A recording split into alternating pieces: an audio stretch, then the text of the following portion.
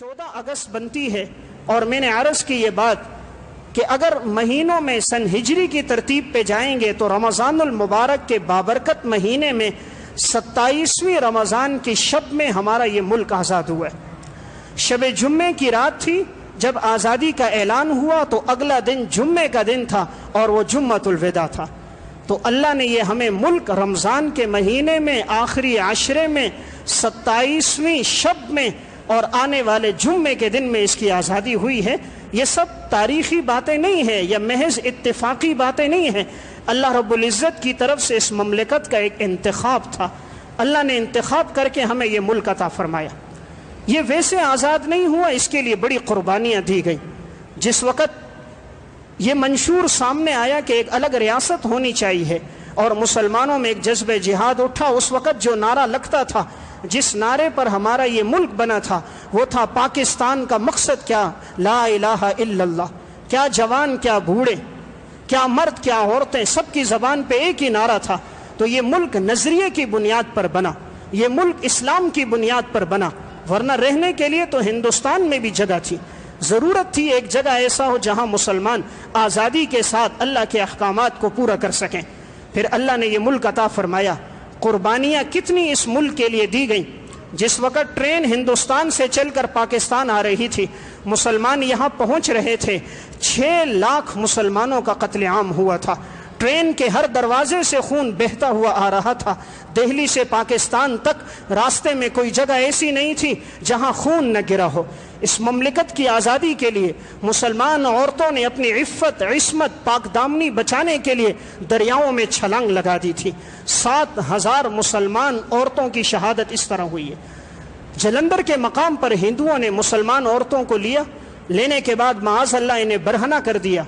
कहा तुम इस्लामी रियासत चाहती हो, और सब ने सबके सामने नुमाया तौर पर माअज़ल्लाह उनकी इफ़्फ़त दरी की और उनकी इस्मत को पामाल कर दिया। तो ये मुल्क वैसे नहीं बना, इसके पीछे बड़ी कुर्बानियाँ थी। 6 लाख इंसानों ने अपना खून दिया था। उन सब के सामने एक ही नज़रिया था कि एक मुल्क बनेगा जहाँ हम आज़ादी के साथ अल्लाह और अल्लाह के रसूल के अहकामात को पूरा कर सकेंगे। तो अल्लाह ताला ने हमें ये ममलिकत अता फरमाई। मुसलमानों की तादाद हर दौर में कम रही, लेकिन अल्लाह ने मुसलमानों को हर दौर में फ़तह दी है। उसकी वजह क्या है? मुसलमान लड़ता है जज्बे के साथ। जंगें हथियारों से नहीं होती, जज्बों से होती हैं। जंगें हथियारों से नहीं, जज्बों से होती हैं, और जज्बों को कोई शिकस्त नहीं दे सकता। इसलिए जब 1965 की जंग आज़ादी थी, हिंदुओं ने कहा था कल हम हमला करेंगे और हम लाहौर में होटल में अपनी चाय पिएंगे और हम पूरे पाकिस्तान को फतह करके अपने दिल्ली के साथ शामिल कर देंगे। अपने नापाक मंसूबे को उन्होंने कामयाब करने के लिए ऐलान कर दिया। उस वक़्त अयूब खान का दौर खिलाफत था। अयूब खान ने आए और आकर इसने मुख्तसर सा एक ऐलान किया, और रेडियो पाकिस्तान में अयूब खान का खिताब शुरू हुआ। उसने कहा मुसलमानों, हिंदुओं ने कहा है कि हम सुबह नाश्ता लाहौर में करेंगे। इन्हें पता नहीं ये किससे लड़ने के लिए आ रहे हैं। ये उन मुसलमानों से लड़ने के लिए आ रहे हैं जिन्होंने ला इलाहा इल्लल्लाह की बुनियाद पर इस मुल्क को बनाया। ये उस मुसलमान के मुकाबले में आ रहे हैं जो अल्लाह को अपना रब मानते हैं, मुहम्मदुर रसूलुल्लाह को पैगम्बर मानते हैं, जो कुरान को अपनी किताब मानते हैं। मुसलमानों उठो और इनका मुकाबला करो। ये 2 मिनट का खिताब था जिसने मुसलमानों में ईमान और हरारत के जज्बे को बेदार कर दिया था। फिर जब मुसलमान उठे हैं 1965 की जंग आज़ादी में, अपने जिस्मों के साथ बम बांधकर और उनके टैंकों के सामने लेट जाते थे। तारीख मिसाल नहीं पेश कर सकती कि कोई अपने जिस्म के साथ बम भी बांध सकता है। जैसे ये ऐलान अयूब खान ने किया था, 17 दिन जंग हुई है, 17 दिन में एक वाक़या चोरी का नहीं हुआ, 17 दिन में एक वाक़या शराब नोशी का नहीं हुआ, 17 दिन में एक वाक़या ज़िना का पेश नहीं आया, 17 दिन में एक वाक़या माल लूटने का पेश नहीं आया। पाक फौज के साथ लड़ने वाले यही मुसलमान थे। क्या मर्द, क्या औरतें। किसी के पास कुल्हाड़ी थी, किसी के पास बेलचा था, किसी के पास कुदाल थी। सब ने कहा हम लड़ेंगे और अपने इस ममलिकत की आज़ादी के लिए लड़ेंगे। एक ही नारा लगता था, पाकिस्तान का मतलब क्या, ला इलाहा इल्लल्लाह। सब बाहर निकले हैं। इस 17 दिनों के अंदर तारीख ने वो मिसालें देखी कि सहाबा का दौर याद आ गया। जब ये ऐलान हुआ कि मुसलमान जो फौजी हैं, पाक फौज के नौजवानों को खून की ज़रूरत है, लाहौर के हस्पतालों के बाहर लाइनें लग गई کیا نوجوان، کیا بوڑھے، کیا مرد، سب نے اپنے آپ کو پیش کر دیا، ہمارے جسموں سے خون لو اور پاک فوج کے ان نوجوانوں کو خون دو۔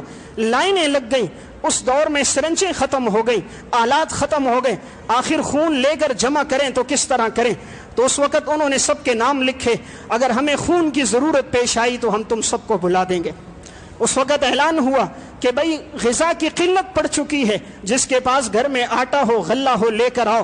ہر مسلمان گھر میں گیا، کوئی 10 کلو آٹے کی بوری لے کر آ رہا ہے، کوئی ہاتھوں میں آٹا اور غلہ لے کر آ رہا ہے۔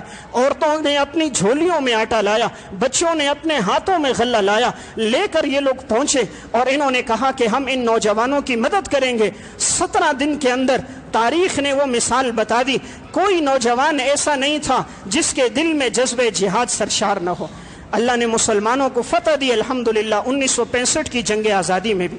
تو میں بات عرض کر رہا تھا، مسلمان لڑتا ہے جذبے کے ساتھ، اللہ نے مسلمان میں ایمان کا جذبہ رکھا ہے الحمدللہ۔ ہماری پاک فوج کے اندر بھی ایمان کا جذبہ ہے، اسی لیے تو امریکہ کا جو حکمران گزرا تھا صدر بش، اس نے ایک دفعہ یہ کہا تھا اگر اسلحہ میرا ہو، فوج پاکستان کی ہو، میں ساری دنیا پہ حکمرانی کروں گا۔ اسے معلوم تھا مسلمان فوج جو ہے یہ لڑنے والی ہے، جذبات کی بنیاد پہ یہ لوگ لڑنے والے ہیں اور انہیں شکست دینا اتنا آسان نہیں ہے۔ تو الحمدللہ اللہ نے ہمیں اس دن یہ مملکت عطا فرمائی، اس دن اللہ نے ہمیں یہ ملک عطا فرمایا۔ آزادی بہت بڑی اللہ کی نعمت ہے۔ آزادی کی نعمت کشمیر کے لوگوں سے پوچھو، آزادی کی نعمت فلسطین کے لوگوں سے پوچھو، آزادی کی نعمت عراق، افغانستان، چیچنیا اور بوسنیا کے مسلمانوں سے پوچھو، آزادی کتنی بڑی نعمت ہے۔ آج آزادی ہے تو الحمدللہ ہم اللہ کی عبادت بھی کر رہے ہیں، مدارس کا نظم بھی چل رہا ہے، قال اللہ قال رسول کی دعوت بھی چل رہی ہے، یہ سب کچھ آزادی کی نعمت ہے۔ آج آزادی کی نعمت ہے، ہم نے قربانیاں بھی کی، ورنہ ہندوستان کے مسلمان گائے کی قربانی نہ کر سکے۔ ممبر کے اندر ایک ہندو فوجی آ کر اعلان کرواتا تھا کوئی گائے کی قربانی نہیں کرے گا، لیکن الحمدللہ ہم نے قربانی کا عمل بھی کیا۔ آج یہ اللہ کا شکر ہے، ملک میں جہاں سے گزرتے ہیں مسجدیں نظر آتی ہیں۔ خدا نہ خواستہ اگر یہ ملک آزاد نہ ہوتا، آج ہم ہندوستان میں ہوتے، جہاں سے گزرتے مندر نظر آتے، جہاں سے گزرتے بت نظر آتے، جہاں سے گزرتے تو ہمیں غیر اللہ کے سامنے سجدہ ہوتا نظر آتا۔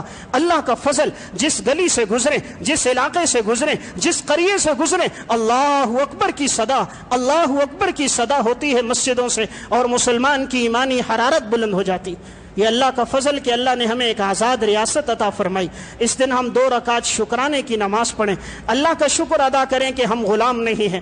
فلسطین کے لوگوں سے پوچھیں کہ آج وہ کس طرح غلامی کی زندگی میں ہے۔ اسرائیل جیسا درندہ آتا ہے، آ کر بمباری کر دیتا ہے، تمام ہتھیار اس کے پاس موجود، فلسطین کے مسلمان غلیلوں سے لڑ رہے ہیں، غلیل میں چھوٹا سا پتھر، اوپر سے ان کے پاس لڑاکا طیارے، بم، ہر قسم کے میزائل موجود ہیں، ان کی زندگی بڑی پریشانی اور تکلیف میں ہے۔ تو اللہ نے یہ ہمیں نعمت عطا فرمائی، اس پہ ہم اللہ کا شکر ادا کریں۔ نمبر 2، اس دن کا تقاضا یہ نہیں ہے کہ اس میں موسیقی عام کی جائے، اپنے موٹر سائیکل اور اپنی گاڑیوں کے سلنسر کو کھول کر کبھی ایک گلی، ایک علاقے، ایک شہر سے گزرے، دوسروں کو پریشان کریں۔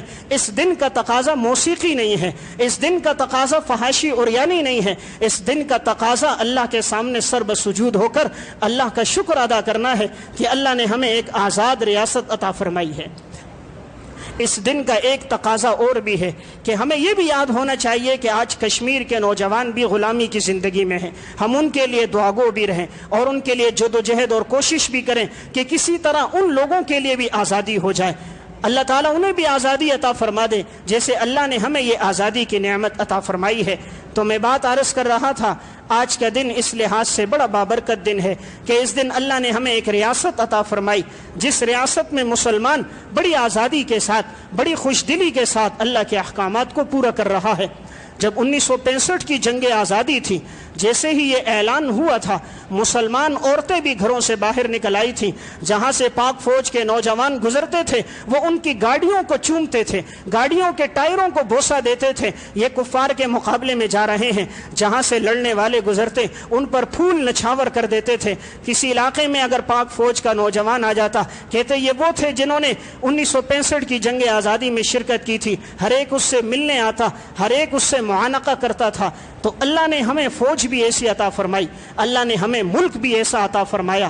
آپ ساری دنیا پہ نظر دوڑائیں، اس وقت پوری دنیا میں 2 حصہ ایسا ہے جس پر پانی ہے، ایک حصے پر خشکی ہے، اور اس ایک حصے کی خشکی پر 7 بر اعظم ہیں۔ ان 7 بر اعظم میں ایک بر اعظم ایشیا ہے۔ ہم جو رہ رہے ہیں وہ ایشیا میں ہیں۔ اللہ نے ہمیں ایشیا جیسا بر اعظم دیا جو رقبے کے لحاظ سے پوری دنیا کا 1/3 رقبہ بنتا ہے، اور آبادی کے لحاظ سے ایشیا پوری دنیا کی آبادی میں 60% آبادی ایشیا کے اندر موجود ہے۔ اللہ نے پھر ہمیں یہ خطہ ایسا عطا فرمایا کہ اللہ نے یہاں 4 موسم رکھے ہیں، یہاں سردی بھی ہے، گرمی بھی ہے، خزاں بھی ہے، بہار بھی ہے۔ آپ کبھی برطانیہ والوں سے پوچھ لو، امریکہ اور یورپ والوں سے پوچھو، وہاں 8 مہینے سردی ہوتی ہے، برف باری ہوتی ہے، گھروں سے باہر نہیں نکل سکتے۔ ان کے پاس گرمی کا موسم کوئی نہیں، ان کے پاس خزاں اور بہار کوئی نہیں۔ اللہ نے ہمیں 4 موسم عطا فرمائے۔ اللہ کا بہت بڑا فضل اور احسان، اللہ نے ہمیں ایسی زمین دی جس زمین میں سال میں 2 دفعہ پیداوار ہو سکتی ہے۔ پوری دنیا میں ایسی زمین کسی کے پاس نہیں جس میں ایک سال میں 2 فصلیں کاشت کی جا سکتی ہوں، لیکن اللہ نے ہمیں وہ زمین دی جس میں ایک سال میں 2 فصلیں کاشت ہو سکتی ہیں۔ اللہ نے وہ زمین دی کہ اس میں جو غلہ اگتا ہے، جو پھل فروٹ اگتے ہیں، آپ دیکھ لیے پاکستان میں جو اگنے والا آم ہے، ساری دنیا کے آم ایک طرف، پاکستان کا آم ایک طرف ہے۔ پاکستان میں اگنے والا گجراوالا کا چاول، ساری دنیا کا چاول ایک طرف، گجراوالا کا چاول پکاؤ، اس کی مہک اور خوشبو اور ذائقہ ایک طرف۔ ساری دنیا کے پھولوں کو ایک طرف رکھو، سوات اور مری کا پھول ایک طرف رکھو، کمرے میں رکھو گے سارے کمرے کو معطر کر دے گا۔ وہ پوری اسپرے کی بوتل خالی کرتے ہیں، وہ خوشبو نہیں جو اللہ نے اس زمین کی مٹی میں خوشبو رکھی تھی۔ اللہ نے ہمیں معدنیات بھی عطا کی، تیل کے ذخائر اللہ نے ہمیں دیے۔ تھر جیسے علاقے میں اللہ نے ہمیں کوئلہ عطا کیا، اتنا کوئلہ ہے، اتنا کوئلہ کہ اگر اس کوئلے کو نکالا جائے، بجلی بنائی جائے، ساری دنیا کو پاکستان بجلی فراہم کر سکتا ہے۔ تھر کے اندر اتنا کوئلہ موجود ہے۔ نمک کی کانیں اللہ نے ہمیں حوالے کر دی، زمین ہمیں اللہ نے ایسی معدنیات والی حوالے کر دی۔ ہر لحاظ سے اللہ نے پاکستان کو تمام خوبیاں دی، افرادی لحاظ سے بھی طاقت دی۔ اس وقت پاکستان کی آبادی 22 کروڑ بنتی ہے۔ پوری دنیا میں آبادی کے لحاظ سے مسلمان 6 نمبر پر ہیں، اور ساری دنیا میں سب سے زیادہ نوجوان پاکستان میں موجود ہیں۔ پاکستان میں 13 کروڑ نوجوان ہیں۔ پوری دنیا میں کسی کے پاس اتنے نوجوان نہیں جو پاکستان میں نوجوان ہیں۔ پوری دنیا میں کسی کے پاس ایسا جذبہ نہیں جو مسلمان نوجوانوں میں جذبہ ہے۔ لیکن ہمارے ہاں تعلیم کو رواج نہیں دیا گیا۔ افسوس اس بات کی کہ ہمیں قیادت اچھی نہیں ملی، افسوس اس بات کی کہ تعلیم کا رجحان نہ ہوا۔ ہم تعلیم کے لحاظ سے بہت نیچے گر گئے۔ صرف امریکہ میں اس وقت 5358 یونیورسٹیاں ہیں، اور سارے اسلامی ممالک 61 ہیں، اور 61 اسلامی ممالک میں صرف 503 یونیورسٹیاں ہیں۔ 61 اسلامی ممالک میں 503، اور امریکہ کے ایک ملک کے اندر 5000 یونیورسٹیاں ہیں۔ آج انہوں نے تعلیم نہ دین کی عام کی نہ دنیا کی عام کی۔ آج تعلیم حاصل کرنے کے لیے ہمیں امریکہ جانا پڑ رہا ہے، ہمیں یورپ جانا پڑ رہا ہے۔ یہاں تعلیمی لحاظ سے ہم بہت پیچھے چلے گئے، 107ویں نمبر پر ہم تعلیم کے لحاظ سے۔ اللہ نے ہمیں طاقت دی، وسائل دیے، لیکن افسوس کی بات ہمارے سرکاری اداروں میں، سرکاری اسکولوں کے اندر کتے اور گدھے تو گھومتے نظر آتے ہیں، وہاں تعلیم نظر نہیں آتی۔ ایک سرکاری اسکول جانا ہوا تو گدھا اندر گھوم رہا تھا، کلاسیں ویران ہیں وہاں پر، تعلیم کا وہاں رجحان نہیں، تنخواہیں لی جا رہی ہیں لیکن تعلیم عام نہیں کی جا رہی۔ اگر تعلیم کا رواج عام ہوتا تو ہم تعلیمی لحاظ سے بھی بہت آگے بڑھ جاتے۔ اس وقت یورپ میں جو خواندگی کی شرح فیصد ہے وہ 98% ہے، بعض عیسائی ممالک میں خواندگی 100% ہے، ہمارے ملک کے اندر خواندگی 41% ہے۔ 41% خواندگی، یعنی 60% کے پاس کوئی تعلیم نہیں۔ ہمارے ہاں 45% ایسے ہیں جن کے پاس صرف پرائمری تک تعلیم ہے، اس سے آگے کوئی نہیں۔ اعلیٰ تعلیمی یافتہ صرف 11% تک ہیں، اس سے آگے تعلیم نہیں۔ ہمارے ہاں 3 کروڑ بچہ ایسا ہے جس کے پاس نہ دین کی تعلیم ہے نہ دنیا کی تعلیم ہے۔ ان کی زندگی فٹ پاتھوں پہ گزر رہی ہے، ان کی زندگی ہوٹلوں میں برتن دھوتے ہوئے، گاڑیوں کے شیشے صاف کرتے ہوئے گزر رہی ہے۔ اگر تعلیم سستی ہوتی، آج تو تعلیم کاروبار بن گئی، آج کے اسکول تو کاروبار ہیں، یہ تعلیم نہیں فراہم کر رہے، انہوں نے اپنا بزنس بنایا ہے۔ اگر یہ تعلیم عام ہوتی جس طرح ترکی میں تعلیم عام ہے، ترکی میں علاج مفت ہے، ترکی میں تعلیم عام ہے، ٹرانسپورٹ غریبوں کے لیے عام ہے، گرین کارڈ کی صورت میں ہر ایک کے لیے علاج عام ہے۔ اگر یہ سہولیات یہاں بھی ہوتی تو ہمارا ملک ترقی کی طرف چلا جاتا۔ اللہ نے ساری خوبیاں دی، سب کچھ ہمیں عطا کیا۔ آج 70 سال میں بھی اگر ہم پریشان ہیں، ہمیں قیادت اچھی نہیں ملی، ہمیں حکمران اچھے نہ ملے۔ جو آیا اس نے اپنے لیے سوچا، اپنی اولادوں کے لیے سوچا، جو آیا اس نے اپنی بینک بھرے، اپنے گھوڑوں کو تو انہوں نے کھلایا اچھے سے اچھا، اور مسلمان کے بچے خودکشی کرنے پر مجبور ہو گئے۔ تو میں نے بات یہ عرض کی، تعلیمی لحاظ سے ہم پیچھے ہیں۔ اس دن میں ہمیں یہ ہاتھ کرنا چاہیے کہ تعلیم کو عام کیا جائے۔ تعلیم سے شعور آتا ہے، شعور سے بیداری پیدا ہوتی ہے، اچھے اور برے کی تمیز ہوتی ہے، چھوٹے اور بڑے کا فرق نظر آتا ہے۔ تو اس دن تعلیم کے رواج کو عام رکھا جائے۔ اور آخری ایک گزارش عرض کروں گا، اس دن کا ہم سے یہ بھی ایک بہت بڑا تقاضا ہے کہ یہ مملکت جو بنی ہے وہ لا الہ الا اللہ کی بنیاد پر بنی۔